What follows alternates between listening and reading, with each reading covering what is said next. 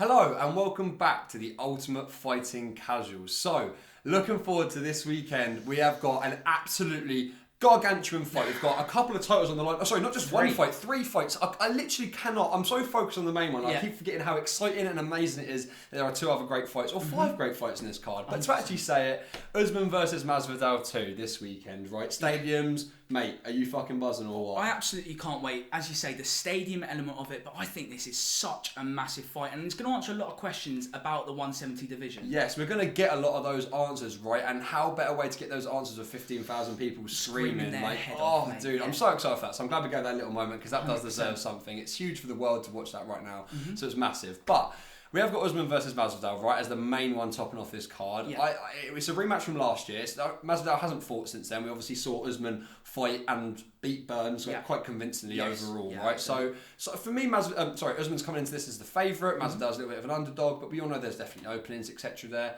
Usman's on an 18-fight win streak. For me, he's the king of 170, and he's a potential future GOAT. So if I've had to set up there, you can probably see where my opinion's sort of swaying. But what do you think about this, mate? I completely agree. Usman's resume and what he's done and what he continues to do really does speak for himself, and I think his legacy will be looked upon as one of the greatest at welterweight. And we know how tough that is with the likes. But I'm worried. I actually am worried about Usman in this. I think he's really emotional, and Masvidal's he's got him. There's the chip on the shoulder. And with those openings that were there, I really do worry about Usman. It's a completely fair way to look at it, mate. And I completely agree with what your points, by the way. I completely agree. I think the openings are there, right? Speaking of Masvidal side of things, but first off, we saw Burns get a few openings versus Usman. We saw, exactly, right, first round. And we saw the openings in the first Masvidal fight. Now, I genuinely believe those openings are there for Masvidal to take. If he takes them, that's where the worry comes from me. And I completely agree with you. However, I do feel like there's two perspectives. I feel like there's that perspective, and there's also, he does have a chip on his shoulder, right? Yeah. And he is emotional. But you can look at that from the other perspective. Does he not use that as energy to ride that wave? Yeah. Did you not see, I said it in the video, after the Burns win, to go up to the camera and to scream, respect my name, whatever it is, like, is he not using that exact emotion 100%. That we're talking about as drive? Absolutely. Yes, that drive and that work ethic in Usman is unquestionable. Yeah. It's talked about, actually, just to sort of jump on the back of that, his knees are destroyed. Yeah, he can't walk, He had to walk on grass and shit when he was training. He cannot walk, but he turns up every day and works harder than anyone to retain his championship. So you're right. That hard work might not factor in the emotional side of it and leave those openings for Masvidal. But would his body break before his brain? We hear a lot of this with fighters, right? Usman, for me, personally for me, has got the toughest mentality in the UFC. I genuinely mean that. I don't know anyone with a concrete... With Khabib out right now. That's just... I didn't actually think of that. But the fact that he's actually out of the UFC probably helps my favour a little bit more. Absolutely. So I do think Usman probably has the best prison guarded, rock solid mentality. That's all the vibes I get from him. Just also the way he looks, just like a metal man. I just sort of get this real hard structured from him thing. And I think training with Francis, how the mindset that Ngannou had to get in to come into beat Stipe, right? You can say all this stuff about what he's done the last few years in Ngannou, but he still has to beat Ngannou, right? He still has to step there over Stipe. I think that Usman being with Ngannou throughout that whole process could have, worked in reverse effect when he comes to face Masvidal. Because I think you're completely right. I do think Masvidal has got him a little bit there, mate. And that's what makes me worry. I do see... I think this more edges towards Usman, right? But I don't feel like stats play as much of a factor when it gets personal. About you? I agree. I think technique may even go out the window a little bit. That's what I'm saying. Yeah, I really think that these boys are just going to throw it down. I think you can look at the first Colby fight as a bit of an example of what we're going to see. Usman really can take a shot. We know that Masvidal's been in some wars. So I think this could be one of the greatest welterweight fights of all time. So looking further down the card, the next fight is Rose Namajunas versus Weili Zhang. I absolutely cannot wait. Weili Zhang returning after the fight with Joanna Jędrzejczyk, one of the greatest fights in MMA history, and Rose Namajunas winning over Andraj and getting that boogie out of their closet. She lost the title in a really emotional way, and she is the very emotional fighter. She now has a chance to prove it all right and get that title back. What do you think? Well, mate, that was an absolutely fantastic intro into that whole thing, by the way. But just to start with, I think that Rose is one of the most appealing, likeable personalities in the UFC. 100%. Everything that she sort of stands for and goes with, she feels very She feels like a person, like she feels like one of us that's fighting in a way. 100%. Because especially, I really respect it. I think she gained most of my respect from the Area interview she did a few weeks ago about the title and how it sort of changed her. And she built it up for so long that when she won the title, it would not change her, and she would be the same person, and she trained the same, and she built it up such a thing that she said that it actually ended up all becoming true because she made it such a big thing. And I think once you can admit that and break over that as a barrier as a fighter, it allows you to do that, right? But let's not get ahead of ourselves. She's still got to face one of the greatest women fighters out there, right? She's 100%. On a 21 fight win streak. We just mentioned Usman, who we said is a potential GOAT and a welterweight, all that stuff. He was on an 18 fight win streak. She's on a 21 fight win streak. 100%. That's nothing to be fucked with. She's an extremely good boxer. Doesn't really get down to the floor too much. No. So we know it's going to be a bit standing on the sort of champ sort of end of things. What can Rose bring to this, mate? I think Rose does need to threaten the takedown in and offer the level change because her jiu-jitsu is so good. Her boxing is clean, but ultimately Weili is so good at countering and so powerful. For 115 pounds, I don't understand Literally it. How, Just the technique and the speed of Weili Zhang is absolutely ridiculous. But it's mixed martial arts. And I back Rose Namajunas and the Brazilian Jiu-Jitsu prowess. So you think it's going to go more towards the floor? You do think it is going to go towards the floor? See, I think that if we can get there, Rose has more of a chance. For me, honestly, this is more towards Weili Zhang. I can't say her name. You're going to have to say it for me. Weili Zhang. Sorry, I always say Weili Zhang. Weili Zhang, right? Sorry, my apologies. I can't say it properly. But I'm getting there with the names. It's a chewy name. I'm getting there with the names. I just think she's more solid and well-rounded for me. I think that if it does stay on the feet, she dominates more there. If it goes to the floor, obviously I do suspect Rose to take it further there. But I don't know enough about either of them and their histories. From the last year of watching both of them, that's sort of, and especially Rose, I've actually really got into Rose. I really like her. And I especially looked at her as like the comeback king from stuff in certain situations. Like she always seems to come back and fight for it. I personally don't know if she can do it. I think the champ will keep the belt, and you think that it's going to change hands. I think that Rose will do it, and we will be hearing Thug Rose screamed yet again.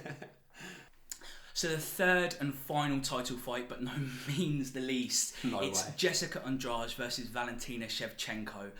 I'm absolutely buzzing for this. To be quite honest, it's a really, really odd scrap. Andraj has been all over the show in the UFC. She's fought at 115, 135 for belts against Rose Namajunas, in fact. So it's a very, very weird one for Shevchenko. She's not really fought anybody like this before, and also hasn't really had the danger of somebody with the power of Andraj. We saw what she did against Chikagian with that disgusting body shot. Literally just dropped her, and that was the fight done.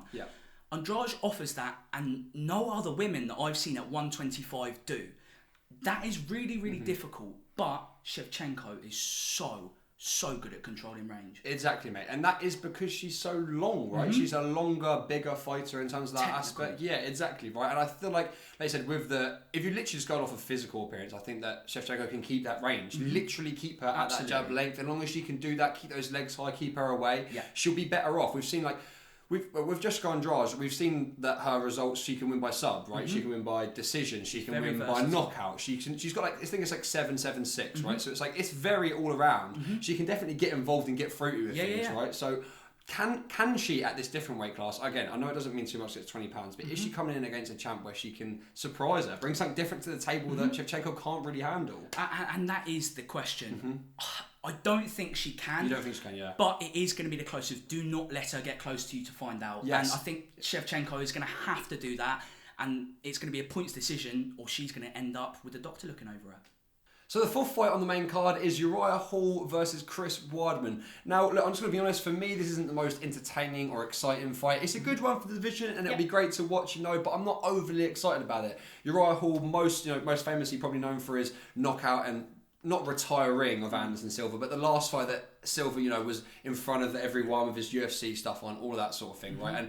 And that's what he's known for, the hug, and everything was great at the end of that round. But since then, he's not really fought anyone, and I feel like what you said earlier to me was perfect. He's not really found sort of his level or the right opponent. I don't really believe Weidman's much of a step up or a step towards it. What do you think, I mate? completely agree with you. I think it kind of puts him in the same position he was in if he beats Weidman that he is with Silva. It's kind of like these old guys, and yes, it's a name on your resume, but it doesn't mean anything in the division. If he wins this fight, where do you want to see him go next? Yeah, exactly, mate. Where do I? I don't know. I think that the only place this gets him is towards the top 5, as in the gatekeepers of those top 5. Yeah. He might want a Brunson, or a Holland would be really good in terms of getting his name out there and making him more intriguing. But Uriah Hall right now is doing a very bad job at making himself no one's sitting there going, I want to fight Uriah Hall. You know, they're just not doing that. Yeah. Maybe we're looking past it a bit. Maybe he's sort of happy learning his skills, refining his technique, collecting the bag from the UFC and getting, you know, 1 win a year. He hasn't lost since Paulo Costa in 2015. So that's 6 years ago, right? So if he's playing that game, it's fair enough. With Chris Weidman, I think he got maybe his last fight or something like that. But he's been sketchy. He's been back and forward over the years. Weidman hasn't been active at all. He won his last fight in a decision, but other than that, he'd been knocked out 2 times before that. Right? So he really hasn't been active. I think it's 3 fights in the last 4 years. So Uriah Hall really should get the job done and look towards a Derek Brunson or someone like that to get himself up the division and challenge for something a bit more.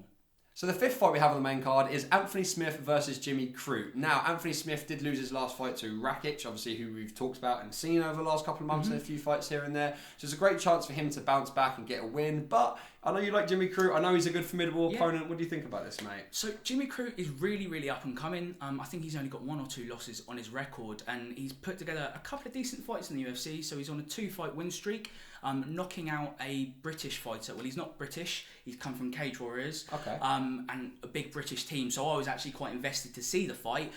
And Jimmy Crute knocked him clean out. In the fight before that, he choked a geezer unconscious. He seems to be really, really good. He's on your radar, mate. Versatile, quickly through range. One of these more athletic, light heavyweights that seems that can do a lot. Anthony Smith, we know he's capable. He's been through a lot of fights, so it's a good test for him, and I think that we'll see him do it. So our bets are coming up either side of the screen now. We put together a little accumulator each. Yeah, we've done one each. So we're going to do a little point system. We're going to do like 1 point for one fight get right, basically. Because we figured that we're going to keep doing bet slips and betting each other against here and there. This is an easier system to do it. So if you get a fight right, you get 1 point, right? The person that finishes with the least amount of points has got to do a beer, right? We stuck to that. At the end of the month, they'll do a shot of tequila. That's the way we're going to do it. That's what we're going to stick to it. It's a fun way of keeping it in the video, so that is exactly how we're going to do it. So best tune into next week's video to see who wins or loses that one. Okay, that is it for today's episode. Be sure to check out the fights this weekend. We are so excited, so absolutely be sure to get on that. But before you do that, like, comment, subscribe, all of that cool shit. Moz, anything from you? Check the Insta out, a lot more coming. Yeah, absolutely. It's down below. Thank you very much for watching, and we'll see you next time. Bye.